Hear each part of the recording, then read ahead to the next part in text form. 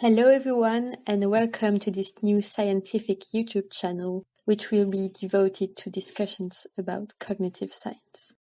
For our first ever video, we will discuss a big problem that cognitive science faces: low replicability. To begin with, let's define what we'll be talking about. First, what is cognitive science? It can be defined as the interdisciplinary scientific study of the mind and its processes.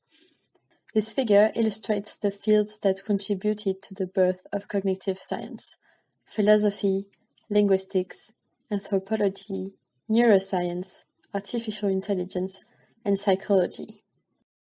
Then, reproducibility. It is a major principle of the scientific method. In order to be recognized as scientific knowledge, a result obtained by an experiment should indeed follow this rule. If the experiment is replicated by different researchers, but with the same methodology, the result should be achieved again with a high degree of agreement. That's the theory. The reality is not really what you would expect. Actually, many studies that are published lack reproducibility. To give you an idea, the replicability of published findings is below 30% in social psychology and hovers at approximately 50% in cognitive psychology. This issue also concerns top international journals such as Nature and Science. This problem is so important that it led to a crisis in science, the replication crisis, which has been going on since the middle of the 2000s. This crisis severely affects psychology and the social sciences, hence cognitive science. But where does this low reproducibility come from? Several factors have been identified in the currently widespread research practices. First, many studies use small samples. This can be explained, for example, by the cost of some imaging techniques.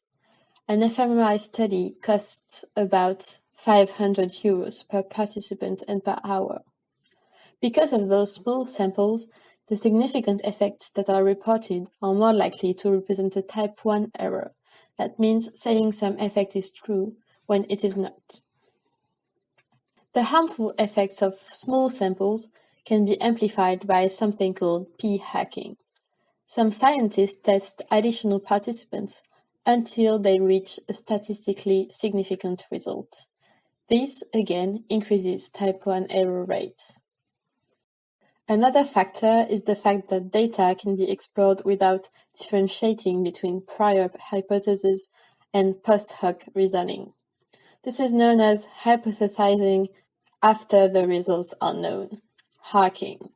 Because the data are used to identify a hypothesis as well as test it, hacking biases statistical analysis. Last but not least, a major problem in cognitive science and other sciences is the publication bias in favor of significant results. Because of it, studies tend to present one of the three problems we just exhibited. In addition to that, it prevents the scientific community from discovering when findings have failed to replicate. Now that we know this replicability problem exists, how could we fix it? Surprisingly, unclear replicability is not much of a problem, provided it is properly managed. In their paper called "Low Replicability Can Support Robust and Efficient Science," Lewandowski and Oberauer showed that the publication of potentially non-replicable studies minimizes cost and maximizes efficiency of knowledge gain for the scientific community. If you want to learn more about this topic, you will find links to articles in the description below this video. Thanks for watching and don't hesitate to leave comments. We'll be really glad to read them. Thanks a lot. Bye bye.